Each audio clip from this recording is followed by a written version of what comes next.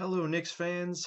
Today is May 19th, 2024, and this is the day of Game 7 of the Eastern Conference semifinals, the Knicks and the Indiana Pacers. And today was a surprising, disheartening loss for the New York Knicks. Um, it was a rough, long 48 minutes. They lost by a score of 130 to 103. Is that right? Do I have? No, I'm sorry.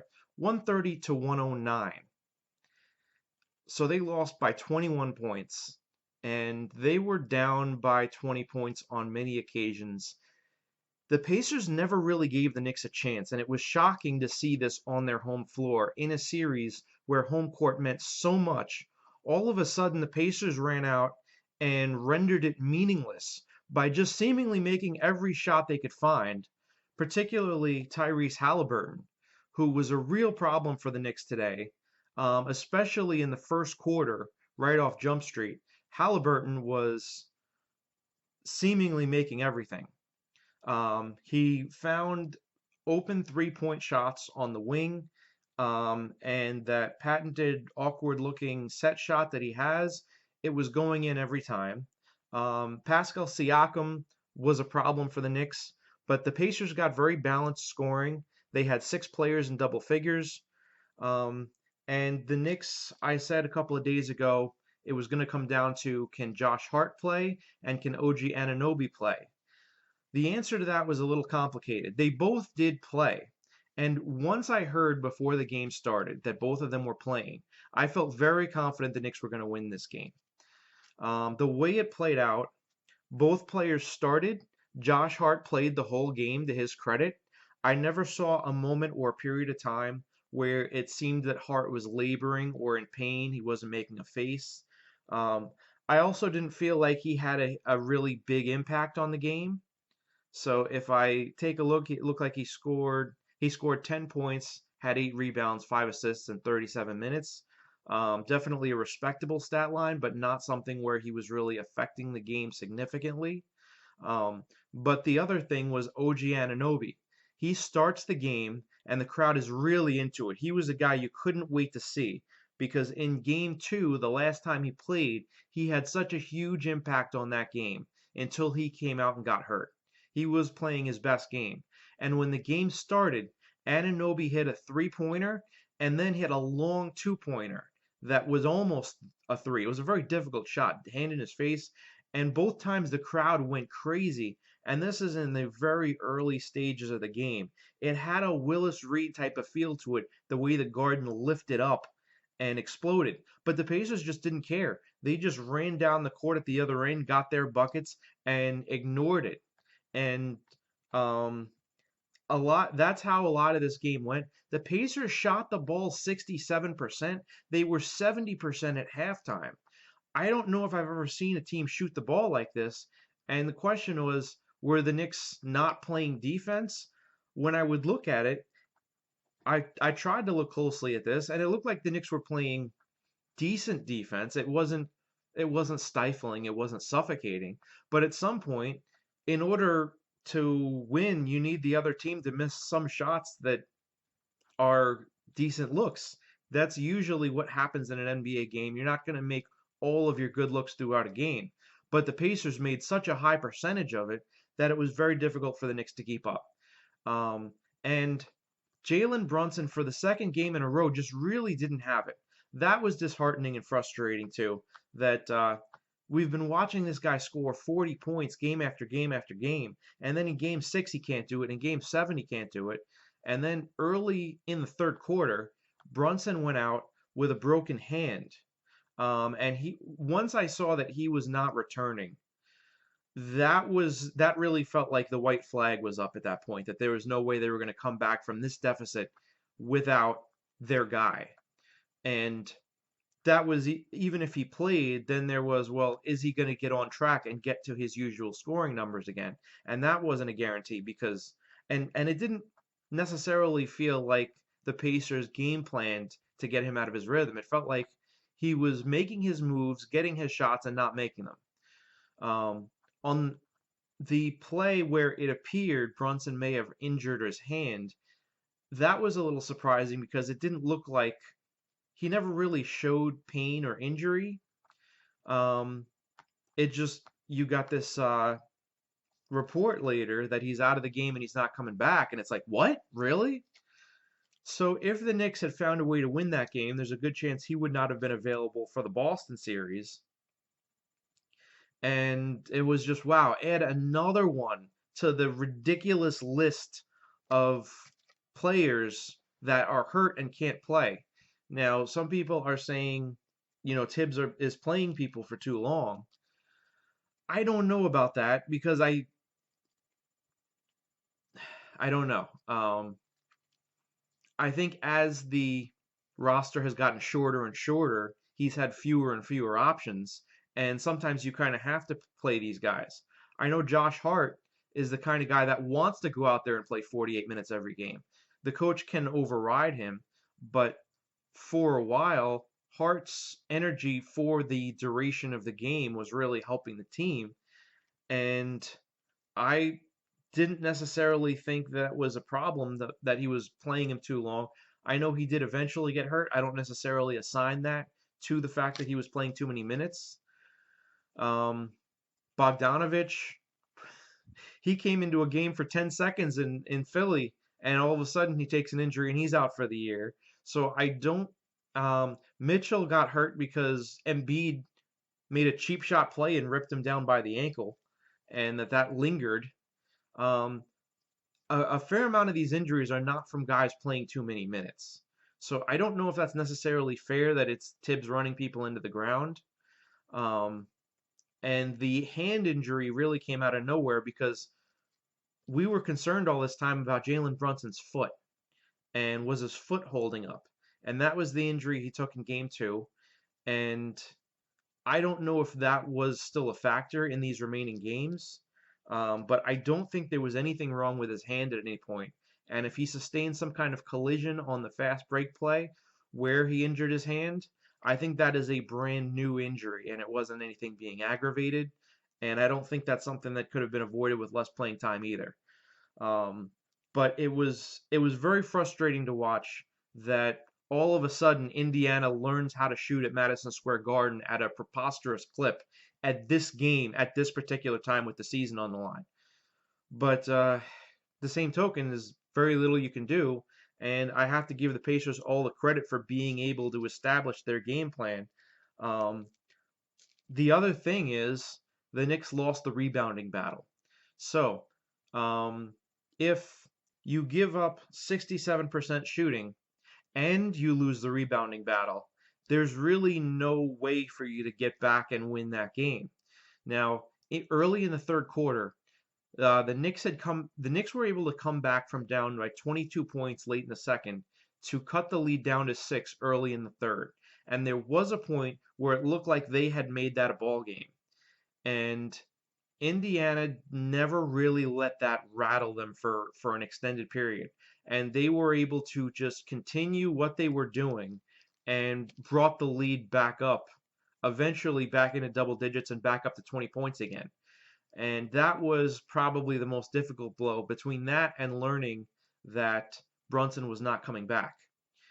Now, because you only got 17 points from Brunson, you ended up wasting the effort of a couple of players who played out of there.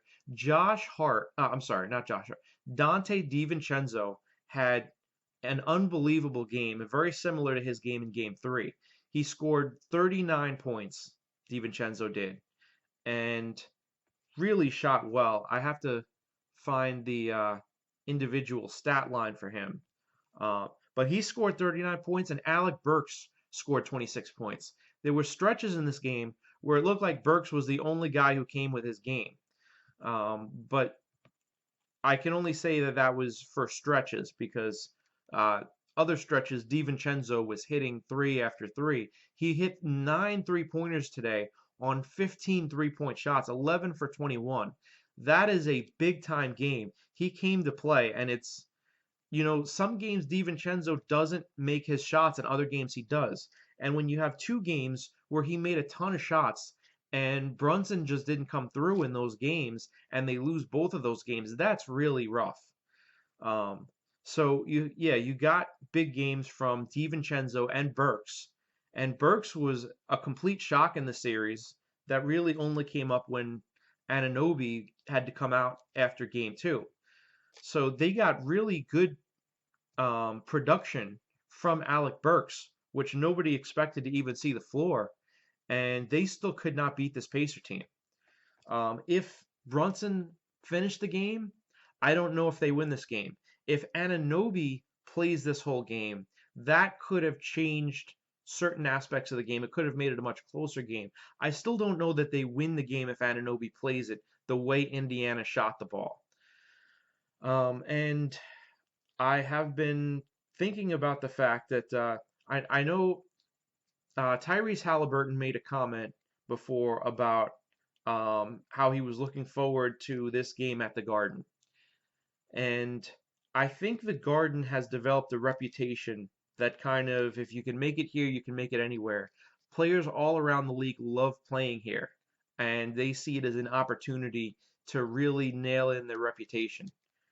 And it's something that the really good players don't really fear playing at the Garden. It's not like, oh man, I don't want to play here with this crowd.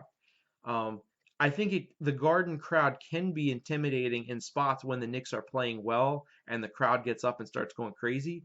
But I think, especially in the 90s when Reggie Miller was making his shots and beating the Knicks, and when Michael Jordan would kind of make it his personal stage, players have grown up seeing opposing players go into the Garden and make a name for themselves, and they want to do the same thing.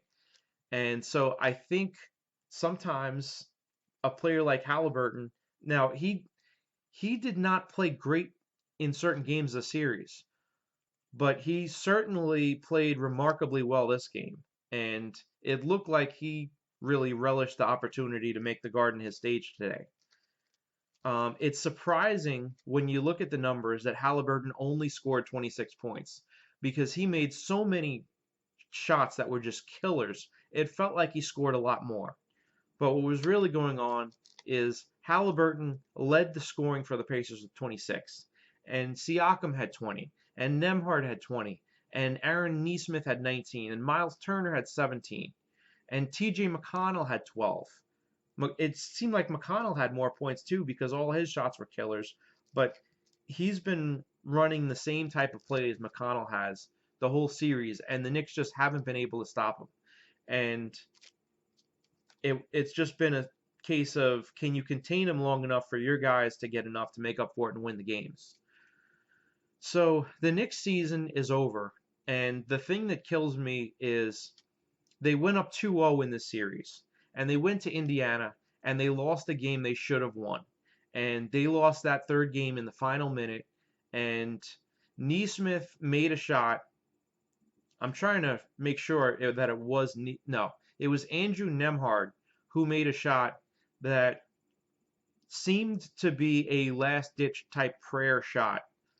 And if he doesn't make it, I think the Knicks win that game. And if the Knicks win that game, they're up 3-0. And it's a little bit harder for the Pacers to dig out of that hole. But after that game, the remaining 4 games of the series were all blowouts. And 3 of the blowouts belonged to the Pacers. Now, I really thought that Game 5 showed the Knicks can still assert themselves as the better team. But if you look at it in terms of the last 4 games, the Pacers were dominant over the Knicks. Of course, it's a 7-game series. You have to look at all 7 games. The first 2 games, the Knicks won, but they were very close games. And then the Knicks won Game 5 in dominant fashion with a pretty shorthanded cast. It was before Josh Hart got hurt in Game 6, but it was still after OG Anunoby was hurt and unable to play. So that really convinced me that they could win without Anunoby's contributions, and they could win big as long as they were at home and as long as they were able to play their game. And they were really able to play their game at home throughout the playoffs, with the exception of one 27-second stretch at the end of Game 5 against Philly. And then all of a sudden they come out today and really felt like they laid an egg.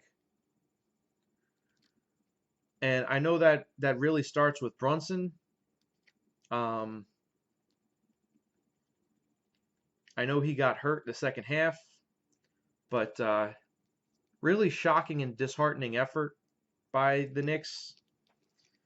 But also shocking what the Pacers were able to do, shooting 67%. So that is how the season ends. Second straight year, the Knicks reach the second round of the playoffs, which that does appear to be a sign of improvement for the franchise. It's the first time in a long time that that's happened. They still have not been able to crack the Eastern Conference Finals since 2000. And signs point to the fact that they should be able to build and improve from this, that there are moves they can make. There's a question of what do you do with Julius Randle? Do you keep him or do you trade and you move him? I don't know the answer to that. I know there was an idea about getting Devin Booker and maybe packaging Randall in a trade for Booker. So you would add a lot of scoring, you would lose some size, and you might lose some defense and some rebounding. I don't know if Booker is the type of player where you can get the most out of him the way Tibbs would want. Tibbs wants guys to play a strong defensive system. He wants effort at all times, and most of the season in the playoffs, that was a thing you really grew to love about this Knicks team. Um, and I think the fact that the Knicks lost the rebounding battle today was kind of uncharacteristic of the team. But I think I think Tibbs has them on the right track. I know I've heard some people today that were blaming Tibbs for running the team into the ground, and that's why they lost the series, and that I even heard that they should fire him. I think that's kind of crazy. I think if you were to move on to somebody else, you don't really know that this group of players would be the same type of powerhouse team that they were to get the number 2 seed. But in the end, I have to say, as a number 2 seed, the fact that they were not able to beat the Pacers with home court advantage, Indiana being a 6 seed, Indiana upsetting the big bad wolf of the East, Milwaukee Bucks, with Giannis and Lillard, I think that is still kind of a disappointment. Um, Even though I'm acknowledging that the Pacers ran a very efficient offense and a very impressive offense, but it looked to me that the Knicks were a slightly better team, should have won that series. Now, a couple of days ago, I did say that the bar was set in my mind. Get to the Boston series in the Eastern Conference Finals. If you win a couple of games and you don't win that series, I can live with that. This is a little bit below that bar, and that's why this was a difficult loss for me. And I'm sure it's a difficult loss for anyone tuning in and looking at this. I've been bummed about it throughout the day, and we have to hope that they make the moves they need to make to stay competitive and to get an extra leg up and improve on this season. If nothing else, it looks like we're showing that the Knicks had a long drought of irrelevancy, and it looks to me that they should be relevant for the foreseeable future. Brunson is a good young player that you put the right talent around him, and they should go far, especially with Tibbs getting the most out of his team, and with guys like Hart and Hartenstein that fight for rebounds and offensive rebounds. I think you need more size and you need more depth. And if you get those things, then it could be a different story in future years. But there's just so many variables in any given season and any given playoff run that you want to get the most out of your current run right now. And that's the thing that frustrates me is no matter how much the future looks bright, you never really know anything. And it's so far away that now it's just a matter of waiting. And if you can get some enjoyment out of the remaining NBA playoffs and pick your next favorite team or do whatever, or maybe you turn to the Rangers. New York still has one team left in the playoffs. It's just not the NBA playoffs. But I think I've gone through and rehashed what I can about this Game 7. It's going to be a long offseason for the Knicks. They are at least a contending team. I think that's the comfort you have to take from this, is that the Knicks are a relevant contending team now, and you can have hope for the next few years. So I think that's where we're going to wrap this up.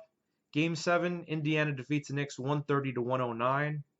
Disheartening loss to the season. They shot 67%. They won the rebounding battle by 5 boards, and were able to defeat the Knicks at home at Madison Square Garden. And that's really the story. That's all. Have a good Sunday night, everyone.